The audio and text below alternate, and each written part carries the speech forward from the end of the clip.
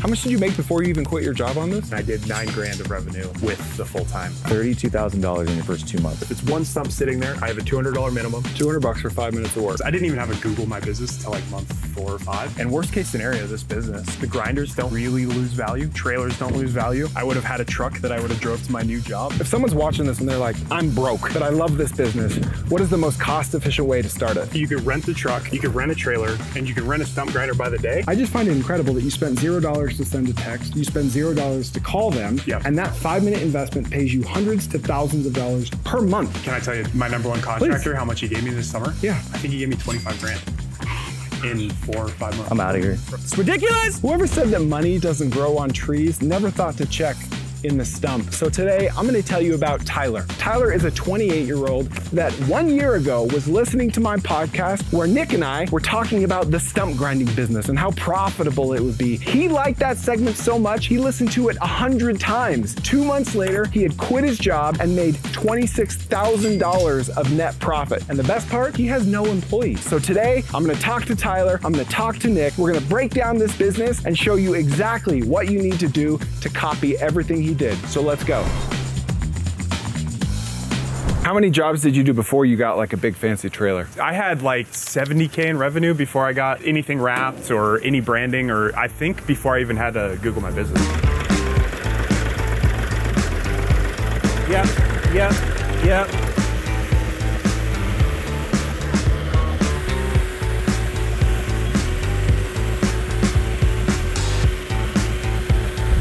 So this is the job site. Yeah. They've already cut. You got a call from who? The homeowner? Or This one was a homeowner. Yes. Homeowner called you? Yes. Really? Yeah. How'd they find you? I'm like #1 in Utah County. Not to brag. How are you #1? A lot of reviews. So Name of the game. Name of the game. And I actually kind of backdoored some reviews. So this is kind of cool because it's a sub business to start. So everything, probably my first 50 grand of revenue was just from subs. Explain what you mean by that. Okay, so walking through this, a tree company came here at one time and took the trees down. What the tree company hates doing is they hate doing the stumps themselves. They have to bring another trailer. They have to bring this whole setup outside of their chip truck, their chipper. Yeah. You guys get it. You guys have a tree company. They hate doing the stumps for the same reason you hate hauling away the shavings. Exactly. It just doesn't go into your workflow. It's another service, not in the workflow. And so I approached a bunch of different tree companies and asked who was doing their stumps for them. Some of them had their own machine, some rented, some were using another sub. The people that rented or are using another sub are like my prime customer. Because if you're renting, hey, I can save you money and a headache of doing it. If you're using another sub, I can be better than your sub, do it for maybe $1 cheaper, or do it better, be more on time, whatever it is. What do you mean you backdoored into those reviews? Oh, so yeah, so that's how I got my first 50 grand of revenue, was doing jobs for tree companies. But the thing is, that wasn't my customer technically. But what the tree company doesn't know is I'm the last person here on the job site. So after the job, after every single, once I got my GMB live, I would do the job. I would meet them first just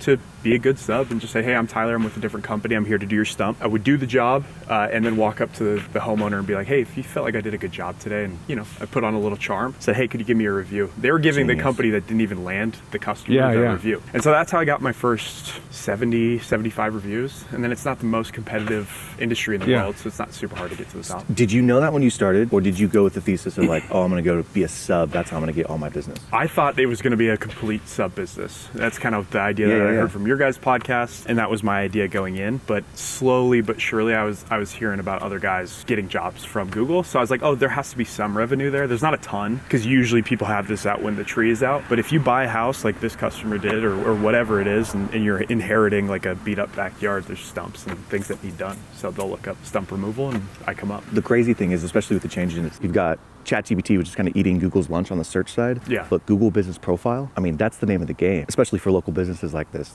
That's not going away. It's only growing in popularity. Okay, but so how big was this tree? Didn't see the tree, but I'm guessing this was probably a 15, 20 foot tree just from that stump. From the look of it, looks like a Kentucky Valley hickamore. I will say it does look like a pear tree. Yeah, I would say that's my guess. Really? Bradford pear. Yeah, and it looks like from the coloring here, you can see some of this coloring. It looks like it's been dead for a little bit. So that's what went into my bid when I first saw it. I was like, hey, this is probably dead in the middle. It's probably softer, and so it's gonna go a little bit faster. Okay, so how do you bid this? Like, I look at this, I'm like, I don't know what I'm doing. It's a stump, $50. It's a great question. So on a job like this, where we're grinding, and I guess we could show the job site here in a second, but we're grinding multiple things, you kind of eye it a bit more than you do full measurements. But if it's one stump sitting there, I have a $200 minimum. So if you want me to show up to your backyard, it's going to be $200, whether it's this big or, you know. And then it's on a price per inch. So you measure the diameter of a stump like this. Here in where I live, I charge about $7 an inch. Down south where there's more trees, I've heard guys charge as low as like $3 an inch, but they're getting tons, bigger machines and tons more labor. And they're year round. And they're year round. And yeah, so there's different price per inches. Are you measuring this with like your phone, or do you have an actual tape measure? Yeah, just good old tape measure. For example, something like this would be like 18 inches. From the widest point? From the widest point, I always try to eye the widest point, be like 18 inches. So, yeah. Nick, you're good at math. 7 times 18? 7 times 18 is $126. Okay, $126. So if we were just showing up for this, it would just be $200. But you want to measure, like most men, you want to measure where you get the longest. From the base. From the base. Wow, that's interesting. I would have thought this would have been more. So this is a small stump. If this was the job alone and you don't have to get into a backyard, it's all open here, this takes me about 5 minutes. $200 for 5 minutes of work. You got to be careful because you're not just including your own man hours. Like, this is a very expensive machine and it depreciates. So you have to price jobs well so you don't lose. So I came here, got a call from Google. It was close to me. A lot of times I'll quote things over text, but it was close to me. So I was like, I live 5 minutes this way. So I was like, I'll swing by and check it out. So we have this stump, and then I gave them a bunch of orange flags because they wanted a bunch of little small stumps taken out. So if you see through the job site, there's orange flags here, there's some orange flags over here. There's just tiny little guys. They wanted all of these gone, so we're getting all these little orange flags gone as we go. There's another stump there, and then there's one more over there. Are you doing this bad boy? Yeah.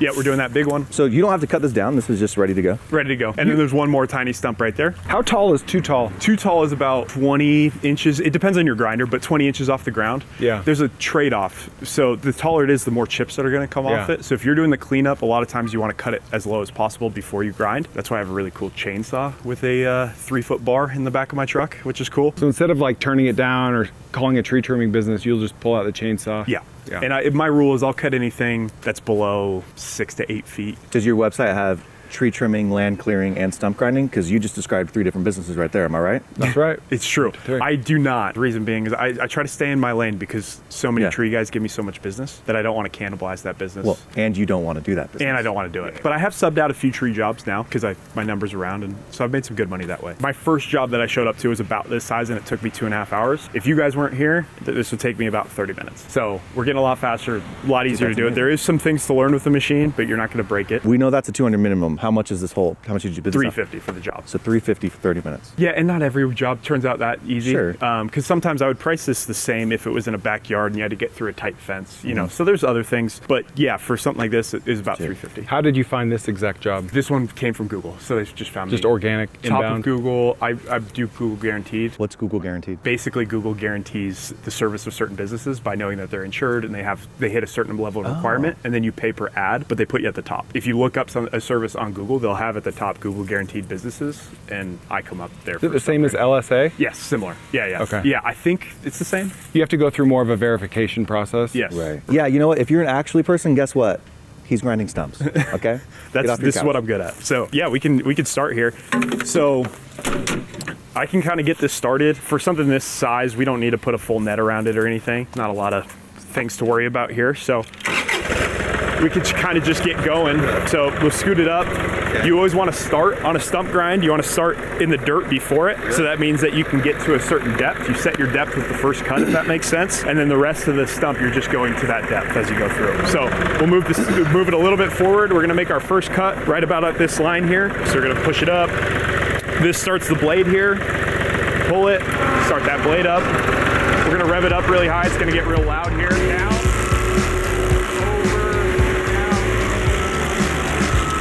So I have that with your first time. Yes. Did you get training? Did you go out with somebody? I watched, there's like 7 YouTube videos of guys grinding stumps on YouTube. Most of them even have a remote machine, so it wasn't even applicable to this. And I kind of was like, all right, I kind of get it, kind of. And then I ripped it on a job. Did you do like a practice job or anything? Or you showed up to your first paid job? I didn't even have any, I didn't know where to get a practice job. Yeah. The tree company sent me one, and I was like, all right, let's do it. It was a backyard job, open backyard. I was very lucky with my first job. It wasn't super scary, didn't have any complications, or else I probably would have quit the first birthday. But yeah, I just kind of ripped it and we got it done. That's a Chris Koerner special right there. So I'm on the other end of the spectrum. You and Chris are like, oh, how hard could it be? I'm just gonna go freaking figure it out. I'm gonna be like, well, does like a diagram show exactly what degree I need to lower it by? There's probably an in-between. What would you recommend to somebody who's like just starting? Just jump in like you did, or like should you get some practice first? You can get some practice definitely if you're starting. That's probably what I'd recommend. I love it. I love it. He's like, you could. He's just being nice about it. I don't think it's overcomplicated. If you really wanted practice, come shadow me for a day. Fly out to Utah and shadow me for a day, and I'll teach you. But I think you can do this job without. Listen, practice is unnecessary friction to just launching. Don't practice, just do it. I agree.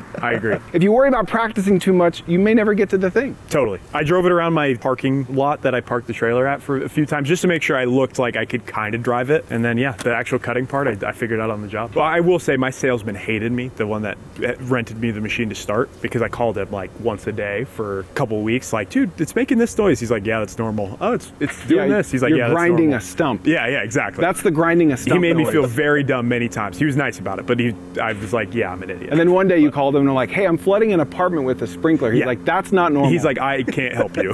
And I was like, great. All right, we'll figure it out.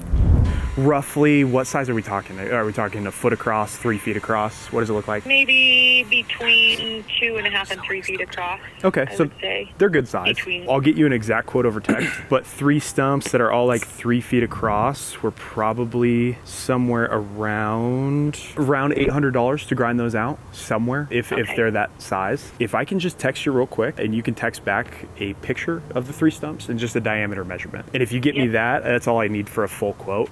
And then I can send that over to you. And then if we find a good price that works, we can get you on the schedule probably as soon as Wednesday this week. We're pretty busy right now, but we could definitely find a time to get you in. Okay.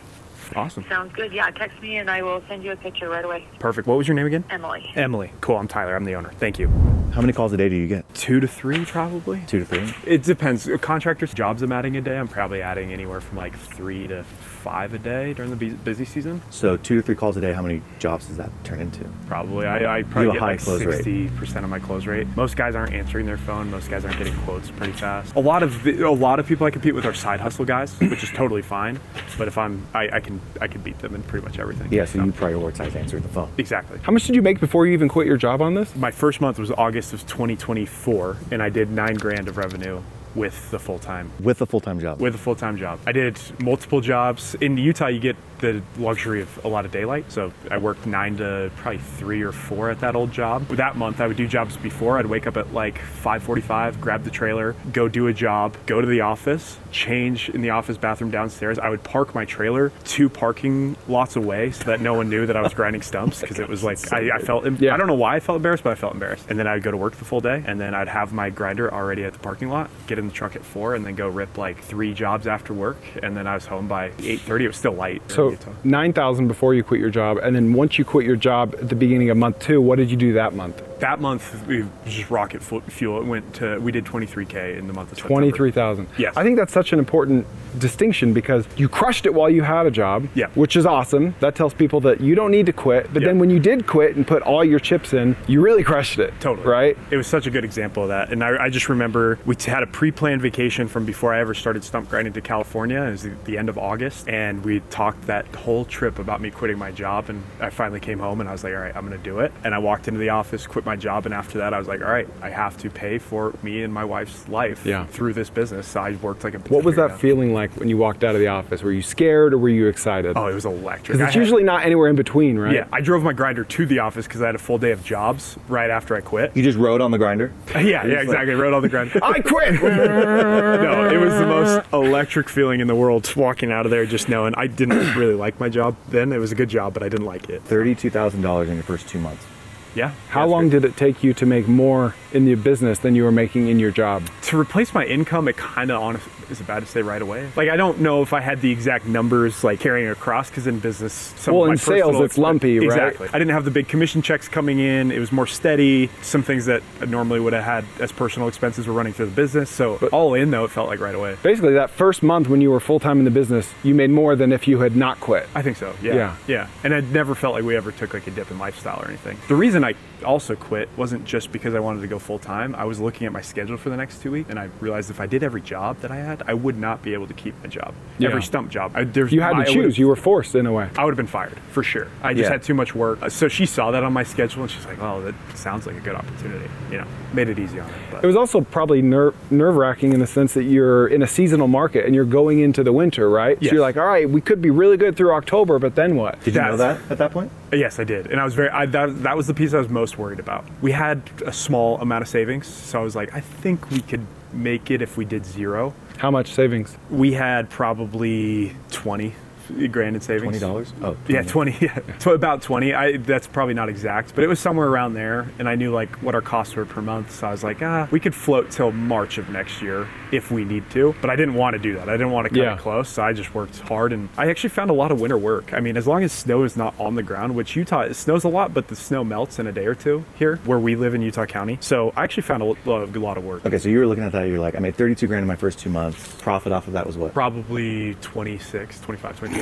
Okay. All right. So $26,000. You got $20,000 in the bank. So you're like, okay, we're sitting on some money. We can probably make it through the winter months. What was your like nut every month? Fixed cost for this business at the time was probably like 2 to 3 grand. Because you had probably payment on the Truck, rig, trailer, stump grinder. So the stump grinder you were renting, how much was that a month? I bought it at that point. I bought it right when I quit. It's $900 a month. Is the Okay, so you finance it, $900 a month. Yeah. Truck, trailer. Yeah, trailer is like 170 and the truck is like 490. Cold outreach and to do some marketing, but that even came later. So I think early on, you're right, it was probably more towards 2K. So you're like, all right, overhead on the business, $2,000 a month. Yeah. We're sitting on this cash. Was your wife working? Yes, she was, and that was helpful. And she was cool with you. Was she like, all right, I'll give you 6 months to figure this out? Or was it like, no, you better be making money in October? I asked her to give me a year. I said, give me a year. And I was like, I promise, like, if it doesn't work, I'll just go. I was good at my job before, so I had a really good network. I could bounce back into it. So you reduced your risk by starting this before you quit. Yep. You reduce your risk by leasing a truck, leasing the equipment, renting a parking lot so you don't have to buy a big lot. Yeah. You did everything right, it seems. Yeah, we kept it low, and the last piece of like de-risking was, and I still feel this way a bit, is I did everything myself. I wasn't scared to go do the work. If this business would not have survived the winter, if I was like, I need an employee right away, I can't grind stumps, I can't like go to that level, I was just like, no, I'm gonna do everything so I don't have that cost yet. And in the future, I want to scale and do it right. But early on, I was like, it's something I don't even mind doing, and it's fun. It's fun. It's a blast. Dude, and this is what I do every day. I listen to podcasts in my helmet, and I hang out. It's one of the businesses, I love businesses where there's a stark contrast between before and after. Yeah. It's like, it's so obvious the before and after for a business like this. Totally. And I still some days feel like I'm playing dress up with like Carhartt and stuff. It is what I do every day, but like this is not who I was before. Well, there's two types of guys that wear Carhartt. People in Brooklyn and people that actually do work. And I was the person in the tech office wearing Carhartt. So luckily I had those shirts. You were ready, dude. It over. Yeah, I was ready to go. You were ready. But now they're actually like dirty and like a little bit, like he was in the office playing stump grinding video games in his Carhartt. I was trying to act like tough to like the guy next to me. Start this business. I already have the clothes. Yeah, exactly. That's pretty much most of it. You reduce your risk by buying Carhartt while you still had a tech job. Yeah, and I got to get a truck. What are you talking about? Actually, I didn't have a truck before. I was wearing Carhartt in like a Nissan Altima. Nothing against Nissan Altimas, but you can't wear Carhartt in that. How do you think this is going so far? I mean, I think it's going well. How do you think? Pretty good. I think people are loving this right now. And I want to keep doing stuff like this. How do we keep doing stuff like this? People need to subscribe. Yeah. What's your podcast? I'm the Koerner Office, all podcast platforms and YouTube. What about you? I'm Nickonomics, same thing, all podcast platforms and YouTube. All right, so what are you guys waiting for? Like and subscribe already. So you don't leave it like this, obviously. No, so after this is done, that's what the hole looks grinded out, and we'll just push that whole pile with my back blade on the back of the machine back into the hole. Is that what you do with most customers, or are they like, nah, get rid of the wood? About 20 to 30% half me haul, and when I do it, I upcharge for that. But most of the time, I just leave it like that. Well, because like, why would they want to haul? That's going to leave a big hole in their yard, right? Yeah, if it's a big stump, you're going to be left with like a semi-load of chips, and so they'll want the extra chips hauled and just leave it at grade. What can you do with these wood chips? Do you like resell them? Do you sell them as mulch, or is it too much dirt mixed in? There's some stuff you have to do, and I'm not a pro on this, to make it into mulch that you would sell and put in your yard. So you just throw it away? I give it to a landscaping yard that does that for free. They turn this into mulch. Oh, okay. And we have a great relationship that I dump for free. Rather than driving down to the dump, it's right here in Provo. But I don't currently do anything with it. How Inception would that be? It's like, start a mulching business from the stump grinding. If I had a place to just dump big piles, I would do that and have just mulch in my backyard for people to come shovel and charge them for it. So anyways, that's what it looks like. So Chris knows this. He's a starter. I'm a buy guy. I've only ever started or bought businesses. Chris has started businesses from scratch. But I love this business because it doesn't require all of the personal guarantees, the cash down, the risk associated with buying a business. Yeah. You tested it as a side hustle. And then you went into it full time. You actually looked at buying businesses, didn't you? Yeah, I did. I've always been interested in entrepreneurship, and it felt like very unattainable. I'd like the how-tos felt very unattainable because I didn't have an entrepreneur in my family that I really knew of. And so I read Buy Then Build, the classic buying business book. Walker Dibble. Realized I didn't have a lot of money. I mean, I'm young. I didn't have a lot of money at all to buy a business. So I'm like, why am I dreaming about this? And then I looked into franchises, which felt a little bit more approachable, but that felt like a big risk, signing on the dotted line of a franchise. So when I heard this, it just kind of, the light bulb went off. So I like to always think about worst case scenarios. And worst case scenario, this business, the grinders don't really lose value, a ton of value. Trailers don't lose value. I would have had a truck that I would have drove to my new job, and that's basically the downside. If you would have bought a business that, like the business that you're currently doing right now, probably worth in the mid six figures, $600,000, you would have had to put $100,000 down, get an SBA loan, you would have had to buy new equipment, you would have had the owner train you, all that stuff. But you did an approach that is freaking a Chris Koerner special, which is test, iterate, launch, right? Like you tested the idea at first, you didn't quit your job, you iterated along the way. First you were renting, then you decided to buy the stump grinder, and then you actually launched when you had enough data and information. And I mean, that's one of the things I've learned from Chris is test, iterate, launch. Ready, fire, aim. Absolutely, absolutely. What I love about your story is the fact that it was a perfect overlap of your interests and your skills, right? You had sales experience. So you heard the podcast and you're like, oh, okay, I like that. And then you had, didn't you work on a tree company in high school? Yeah, I did. So you're like, oh, grinding stumps, that is a pain point. Okay, there's something to that. And then the third side of that kind of Venn diagram was the fact that you were already entrepreneurial, you wanted to start a business or buy a business, but you had no money. So everything just aligned where this became like the perfect business for you. And I think that for those listening or watching this, like they need to find the thing that applies to them. Not something that looks sexy, but something they have an interest in, something they have a history in, and a time in their life or a period of their life when they're ready and or willing to try or test something like this. And the other thing is, look at this guy. He's not afraid to get dirty. And when you get into entrepreneurship, you can't be afraid to get dirty. Lots of people are like, I want to buy a business and hire an operator. And for whatever reason, we kind of talk down to getting in the weeds. You have to get in the weeds. You don't know what you're doing. You don't know how to manage a checkbook. You don't know how to collect. You don't know how to bill. You don't know how to take calls like you just did. You got to build the entrepreneurial muscle. You don't have the experience requisite to like quote unquote hire an operator. And if you want to be successful in entrepreneurship, you have to jump. And that's, Chris has the MIH gene, the make it happen gene. So do you. You're going to make it happen every single time. You can only look at a spreadsheet for so long. You actually acted. On the make it happen gene though, there was many years before I actually started this thing that I felt like I didn't have the make it happen gene. Because either I wanted to like buy a business, I wanted to start a franchise, all these things I got cold feet in. You're 28, dude. I know, I'm hard on myself. But from 25 to 28, this is what I wanted to do and I wasn't doing it. So I was like, maybe I don't have that, make it happen gene. But what you were saying, there is a business model that fits everyone out there. I truly believe that, but you have to have like a box around it. And once you find it, you can't be afraid to actually go and pursue it. And that was kind of my luck. Everyone thinks I'm like this go-getter, just super brave. And there was years before that I felt like the guy that would never do anything about it. That's why we love these, is because you didn't start a tech SaaS. This isn't like a sexy business that you bought. We just talk about how people can start any business. And that's Chris's whole thing. Is like, you can start any business. You can make money off of any business. Right, Chris? And once you start making money off one business, like your belief in yourself to go make money off of other things that you want to do just skyrockets. And that's what it's done for me. Okay, so July 11th, Chris and I have a podcast where we're brainstorming this idea of starting a stump grinder business, right? So break down the timeline. How long did it take you to actually execute on that? Yeah, so I heard that episode. I'm a fan, so this is kind of weird like being with you guys, but like heard the episode July 11th. By July 12th, I had kind of like tested it in my own market. Wow. And then by August 3rd, I had done everything I needed, insurance, all the equipment, everything to do my first actual stump job on August 3rd. And then that month, it was just off and running. We had jobs every day. You did $9,000 that first month. You did $23,000 that second month. $25,000, $26,000 in profit. Yeah. I mean, it was just off and running from there. I listened to your guys' podcast over and over and over again because there was some things in there on how to like test my market. And so I just listened to that specific piece probably 10 times. Got every software you guys talked about. Actually tried it. I was going to my wife like, look, this works. I got a few texts back. And I was like, holy crap, I have a business. I didn't have a business, but I was like, I feel like I have a business, and I was just fired up.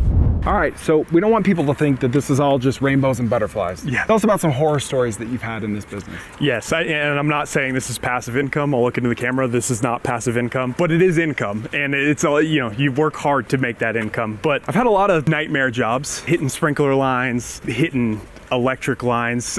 One story from each of these. I hit a sprinkler line at a townhouse, like a HOA townhouse type thing, and it was really close to the window, and the sprinkler line was pressurized. Water just started spraying through their window. It was open. Inside the townhouse? Open window. Oh, man. I started banging on the door, and no one was answering, and so I opened their door. It was open. I opened their door, and I was like, hey, anyone home? Like, there's water coming into your house? Yeah, if the door's unlocked, it's not breaking and entering. That's kind of what I figured. Yeah. And they ended up shutting the window, and it was okay. I felt lucky that I had insurance just in case, but we never even had to use it. How much is your insurance? It's like $400 a month or something Was like it that. hard to find? No, not really. Okay, No. so if you're watching this, you're like, what about insurance? You buy insurance. Yeah. You just buy insurance. You just buy it. It's a cost that you have. There you go. And you pay it with a few jobs just like the one we showed today, and you keep moving. You never had any claims?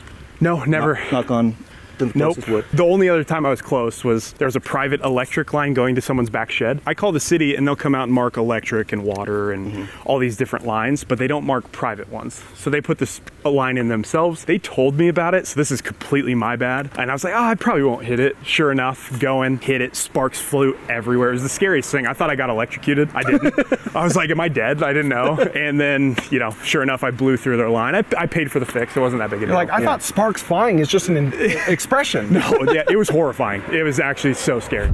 So the reason we brought that idea up was because we have a tree trimming business that Chris was passionate about. We launched that business. We had a whole like framework of tools and things that we use, but we had one pain point. Yeah, we didn't want to grind the stumps. Yeah. So we'd have to go to United Rentals or we'd have to go find a stump grinder, and it was just a pain. It didn't fit into our workflow. So we started talking on this podcast of someone needs to start a business to business stump grinding business. Yeah. Right? Yeah. Not business to consumer, which wasn't really a thing. And it was just kind of a theory. And then you heard that, took it and ran with it. And from what I understand, your first customers came from B2B. Yeah. Didn't you like scrape a bunch of tree trimming businesses? Yeah, I did kind of exactly what you guys outlined in the podcast. I scraped a whole list of tree trimming businesses from all of the surrounding areas from where we are here. And then I started reaching out to them. I didn't want to burn all the leads, so I didn't reach out to everyone at one time, but I reached out to 20 or 30 people, started getting hits back, and I was like, oh, there's something here. And it aligned really well with my skill set of I knew how to sell, I knew how to go B2B, so I knew how to get in front of these guys and paint their problem as something I could solve. And we started doing it, and sure enough, there's a market for it. What is like your framework for finding customers? Yeah, I call it a PRA framework. It's a little bit complicated, but basically. We're gonna dive into that. Yeah. I wanna hear that. What I love about this home service business in particular is how visual it is. You've got a clear before and after, you've got a clear time lapse, and you've been taking advantage of that. You've been posting that stuff. Yeah. What has come from that? Yeah, my small Twitter following, I was getting tons of DMs like, how do you do this? How do you do this? Really basic questions, and I got really sick of hopping on every call. So I just typed it all up into a playbook, and I sell it for a small amount, and it's changed other people's lives. Like, it's crazy. That's right. 10 to 12 guys are full stump grinders across the country from a little thing I typed up out of my brain. Yeah, I mean, there's so many people out there starting businesses that are the same. And we started TK Owners so we could just have them put their heads together and not, you know, go through all these sprinkler inside the townhouse moments that you've had to go through. 100%. That is freaking too funny, man. Where are they? Are they all over the place? All over, yeah. Virginia, Minnesota, South Carolina. I saw one guy post, he's like, oh, I just quoted a 200 stump job. Yeah, that guy. What the Yeah, that guy's the man. He's an old guy. That guy's like 65. Really? Yeah. All right, so someone's watching this and they're like, I love this business, I want to do this business. What would you tell them to do? Yeah, first off, I'd tell them to go do something about it and actually just start it. The second thing I'd tell them to do if they want a little bit more hand-holding is I've put together like a small community playbook course kind of on how to get this done and to avoid some of the pitfalls that I fell into. I really wish I had someone to hold my hand and answer some of these questions early on so that to save my time, because I'm out grinding stumps, I put this together for people to come together and learn how to do this in their market. You've already had 100 people who've bought your playbook and more than a dozen who've actually launched businesses in other markets, right? Yeah, so we already know it works. We know it works in pretty much any market that people try it in, no matter what the Twitter haters say. It does work in California. It does work in the Northeast. It does work everywhere. And yeah, it's amazing to see. There's been 8 to 12 guys that I know of. There's probably more, but that are grinding stumps and making extra income with it. Well, I mean, I filmed this video right here about appliance rental and hundreds of people started them and some of them are like on top of each other in the same market. Do you offer any sort of like loose protections on people? Like you won't sell to the same people that are in the same town? Yeah, that's actually the only thing that really I feel like differentiates us outside of having a school with some really good information is that I actually care about people, and if they're putting their hard-earned money towards something like this, I don't want them to just have something that's already been done in their market. Yeah. So if someone's in Tampa Bay or if someone's in Cincinnati and they are part of our course or our school, we don't sell to another person in Tampa Bay or Cincinnati to allow the guys in our group to thrive because we want them to thrive, and that's our whole goal. I want you to be honest with me.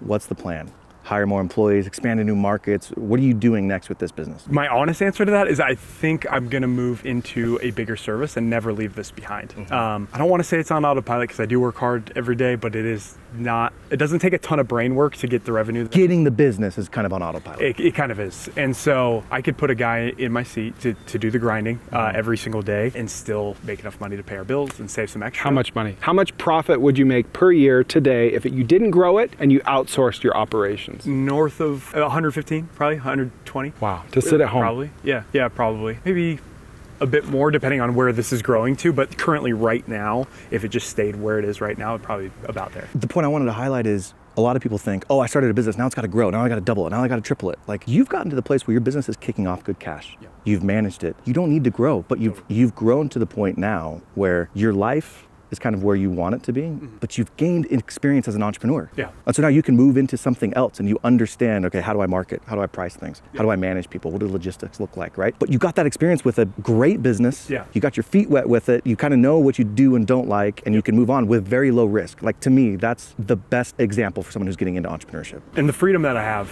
now is like unmatched compared to when I was in a W-2 job. I can go explore those other ideas that I have or businesses that my wife wants to start or is starting and say, oh, you need me for a half day to help you with this thing? Easy. Like, I'll just not schedule jobs for Wednesday afternoon and go do them. Right. Or I'll take a full day off, or I'll do this XYZ. Once you get into the game, it's so much easier to like keep playing other games. Keep playing the game, level up in the game. That's what this is to me, is I got into the game. I'm gonna keep it as part of my game for probably a very long time, but I don't think this will be my only game. I love that. I mean, that's the keyword, freedom. That's why we're all doing this, right? Yeah. It's not even necessarily financial freedom, it's just freedom. 100%. Chris has been a hustler his whole life. He's never worked for anybody after college. Like, he's just always done his own thing. I'm on the other end of the spectrum. I wanted to like have everything lined up, and what I've learned now is you learn by doing. Totally. And as you learn by doing, you can get into other things, but then you have freedom. Then you have control of your time, of your schedule. Anyways, your story is really inspiring, man. Thank you. Appreciate you. All right, so what is your monthly overhead on this business? Do you want line item by line item, or do you want like a big Just cost? the big things. Yeah, big costs probably all add to, depending on the month, like 4 to 5K currently where we're at now. So this storage lot's $100 a month. Yeah. Your truck lease, trailer lease. Yep. Machine lease. Yep. Or insurance. Gas is probably my leading cost outside of all of that. Just hauling it around and gas for the machine.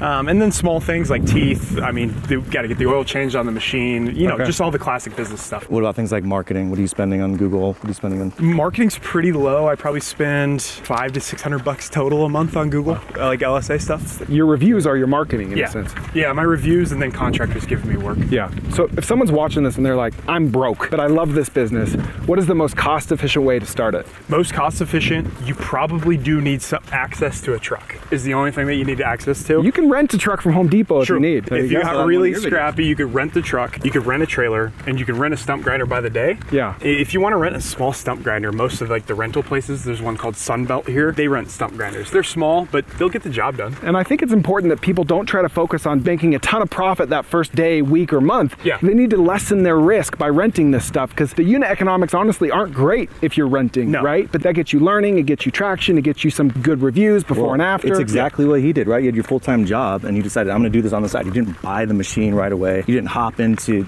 large expenses. You tested it on the side. Yeah. You figured out what you're doing. You actually learned how to grind stumps. Yep. And then when September came and you realized you were booked out, you're like, all right, I should probably jump into this a little more. Swing a little harder. What were you making in your B2B job? I made about, it just depends. There's a lot of commission, but about 175K. Okay, so about 15 grand a month. Yeah. Yeah. All right. What are you making currently in your stump grinding business? Probably higher than that. Probably like 15 to 20, maybe 25, depending on the month. Is probably what we're walking away with. And how long did it take for you to get to that spot? Second month. Second month. Yeah. Now there is a seasonal part to this business. It's not like I make that every month of every year, but I have a lot more freedom to do what I want and achieve those things from doing this. Okay, so unit economics, average revenue per job. It's probably around, I would say, $300. $300. Yeah. Okay, and then your average fixed costs per month that you gave us was about $5,000? Roughly 4 to 5. I would say it's 4 most months, unless there's outsized. Okay, so let's say it's $5,000, $800 on average. So you need about 15 jobs. Yeah. Just to get to break even. Usually in week 1 of the month is how I think about it. I pay off my monthly expenses. How many jobs are you doing a day, able to do a day? It depends. A $300 job, you could do 5 to 6 of those in a day. Dang. Okay. Yeah. So you could stack it pretty quick. Oh yeah. You got to be smart with your routes and stuff, but yeah, you can stack it up. So week 2, you're in a profit. Yeah. Oh, absolutely. Would you say this is a competitive market? Do you mean Utah itself, or do you mean the stump grinding market? Utah. Oh, Utah is a highly competitive market. Yeah. Very, very competitive. Yeah. I've already had multiple people try to copy me with the same idea because I post on Twitter about it. It doesn't really bother me because I'm better than them, but like, I feel like if this could be so successful here, it could be even more successful elsewhere. Absolutely. What do you feel like though is the differentiator? Like you said, you were better than them. In my mind, it's like a stump is either ground or it's not ground. Yeah. What do you think you do better? What's if somebody's getting into this? What do they need to execute really, really well on in order to be successful? For me personally, I could give you tons of examples, but I'll give you an example. You're a tree guy. You're a tree guy, and you only get paid for the job once the stump is ground. That means the job's done, and you get the tree down Tuesday morning. If you're a part-time guy and I say, hey, I need this stump ground now so I can get paid, and he's like, oh, I could be there Thursday afternoon because he's busy till then and he works a full-time job, but I could be there Tuesday morning so you can get paid that day. Huge advantage right there for a tree guy that needs money from every job. Responsiveness is a huge one. Second one is having the equipment that isn't the rental equipment once you get to that point. And I mean, there's quite a few other things that differentiate, but responsiveness is number one with contractors because they're just like me. They want to get paid. The big reason a lot of people are watching this is, okay, where's my first customer? Where's my 100th customer? Do I go through the tree trimming businesses? Do I go through Mary Homeowner? Yeah. You talked about this PRA method. Yeah. We got to dive into that. Yeah, absolutely. So the P stands for piggyback. So we want to piggyback off of existing businesses that have a pain point, which are tree companies that don't want to do stumps. Are there other businesses other than tree trimming that sub out their work to you? Absolutely. Landscapers, landscape install. You don't want the lawn guys. The lawn guys don't give you anything. Landscape installers do. And then fence installers, if there's a stump in the fence line. And then the last one is concrete guys. The last three are like more few and far between, but they still need a guy sometimes. Yeah. How do you find all these guys? You scrape big lists through Outscraper. Great website. You're very familiar with Outscraper. Scrape big lists of these in certain geographies. And do you just call them, email them, text them? I usually cold text in bunches, so 20 to 30. I haven't gotten a hold of every single ones on my list because some numbers they have aren't great for them, but that's the best way to get in the door. If they respond to me in any way, shape, or form, I'll call them, even if it's a no. Be like, hey, cool, I know you're not interested, but this is what I'm doing. So you're just copy pasting the same text 20, 30 times. What is in that text? It's really simple. One, it's a picture of my business card, usually right in front of my Ford logo. Shows authority. Exactly. Ford logo on the truck. It looks like I'm out working. And then it's, hey, my name's Tyler. Run a company called Grind Time Stump Grinding. This is rough, but I was wondering what you do with your stumps. Do you do them yourself? Do you sub it out? Or do you own a machine? Yeah. And they'll give me one of those three answers, and then I can go for What percentage of the time do they respond? 30, 40%, which Not is pretty anymore. good. I don't do as much of that cold outreach as You're I too did busy. to start. And I'm busy, and I get referrals, and I still do that sometimes, but it's just not as common. Okay, so you launch with piggybacking, which is finding someone who already has the distribution to your ideal customer. Yeah. But you don't do that anymore. So how are you getting business now? All of those guys that were giving me jobs are still giving me jobs. They're still giving you jobs? Oh yeah. So that's the start, right? You get I'm like, okay, I'm starting to get to like 15 grand months just from contractors. And then you start taking, this is where the R comes in. You start backdooring reviews from these same customers. So I'm the last one there. From what I know, all the tree guys I work for are totally fine with this because they love that the customer loves me. And so I introduce myself to the customer because it's after the tree got removed. I then do the stump job. And then after I walk to their front door and say, hey, I run a different company. I just started and I'm working really hard to grow my company here in Utah County. Would you please give me a review? Sell your story. That's what you're doing. Absolutely. If you do that every single time to a mom, dad, does not matter. They will pull out their phone. It's a little uncomfortable. I wait for them to pull out their phone. So yeah, I would really like, it helps me grow the business. Because if you leave, they're not going to do it. No. They're just not. Would you please, it would help me so much if you give me a review and then you just stop and they go, yeah. And then I just wait. And then they go, oh, wait, like now? And they start pulling out their phone. And I'm like, I got the link right here. It's tactics like that that really just make this, this video just makes it better because that matters. That matters so much. And what you said about the business card, like your shoes, your Timberlands in the background, and the grass or the shavings in the background of the picture of you holding the business card. It's not AI generated. It's real. You can go to Vistaprint and get those for free mailed to you. Like those little touches make all the difference. 100%. Contractors want to know that you're out working. working and sweating with them. And so they don't want to think that you're some guy behind a computer. Yeah. So like, dude, that guy's in a backyard asking me if I want to do stuff. I'm not actually in a backyard there, but I was in a backyard to take the picture, right? Yeah. You know, so that helps. Well, I just think it's crazy to think about. You could have had two guys who did the same thing, right? They got business, they went out, they fulfilled the job. They did just as good of a job. The customer was just as happy, but because you decided to be awkward for 5 seconds, you got a review. 100%. And somebody else didn't. It's like you're uncomfortable for 5 seconds. You just got to sit in that discomfort for 5 seconds, and all of a sudden, it's a differentiator. Piggyback P, reviews Yep. R, those drive all of your ongoing business. And before I even get to A, this is my ADHD talking. Yeah. I just find it incredible that you spent $0 to send a text. They respond, they show interest. You spend $0 to call them. Yeah. And that 5-minute investment pays you hundreds to thousands of dollars per month. Oh yeah. As long as you don't screw it up per month forever. Yeah. I mean, can I tell you my number one contractor, how much he gave me this summer? Yeah. I think he gave me 25 grand. In 4 or 5 months. From one text. From a text. It's ridiculous! And he was like, yeah, I actually don't like my contractor at all, but I've never tried looking for anyone else, so I'll try you out. Yeah, well, that's how the relationship started. Even if you're 9 jobs in and you really screw it up, they're going to stick with you. Because they're used to the other guy screwing it up every other job. Well, and right when I screw it up, I send a picture, say, hey, I just hit a sprinkler line here. I'm getting it fixed. Don't worry about it. But FYI, this is what has happened. I got this. Yeah, and they're like, yeah, dude, things happen all the time. They're tree guys. They're contractors too. They take out fences half the time with trees. You know what I mean? They have big things that happen to them. So anyways. Before you get to the A, I want to hit one more thing on the reviews side. So my background's healthcare, and we have a saying with our clinicians, if you didn't document it, it didn't happen. Because we get audited all the time. And if the auditor comes in and looks and they don't see it in the notes, it doesn't matter how much good you did, you're gonna get tagged for that, right? I think that translates to every business owner. If you didn't document, if you didn't get the review, like it didn't happen. So like, yes, you got paid that one time for that service, but it doesn't actually translate to broader brand building. So I love this, like I'm going to get reviews every single time so that people can see, I can build credibility, I can establish trust. And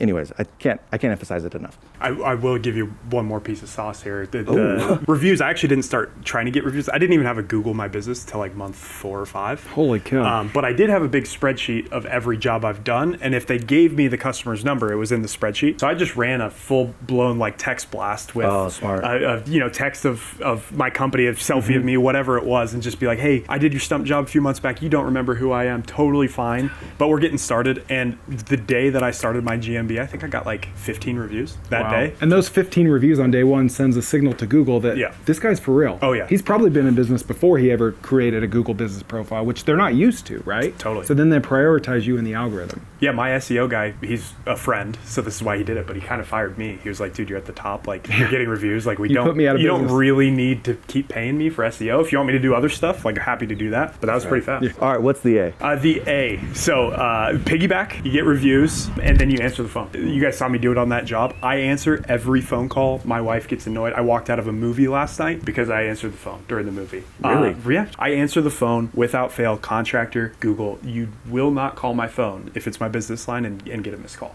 In your first month, first few months, what percentage of your revenue came from other businesses versus today, what percentage of your revenue is coming from other businesses? When I started, it was 100%, and it was 100% for about 6 months, like literally 100%, unless maybe a neighbor saw me or something, but it was 100% contractors that gave me the business. Now, it's probably 70-30, maybe 60-40 of my own customers and contractors. Okay. So we're growing that side pretty steadily, and I think this is a pretty healthy spot to sit, where I get my own jobs, but contractors fill most of my week, and then I put the small jobs that I get elsewhere. Well, it's a trade-off because they're not recurring jobs, but they're more profitable. Exactly. And you get 2 reviews for the price of 1. Yep. You get the homeowner's review and the business owner's review. Totally. Yeah, so it's kind of mixing the revenue, right? You got your one-offs that is just the Google calls, and these are great, and they help you pump revenue. Yeah. But if you don't have good contractor relationships, those days that you get 0 calls from Google, you're going to want the guy texting you that they have a job for you next week. Yeah. So you want both.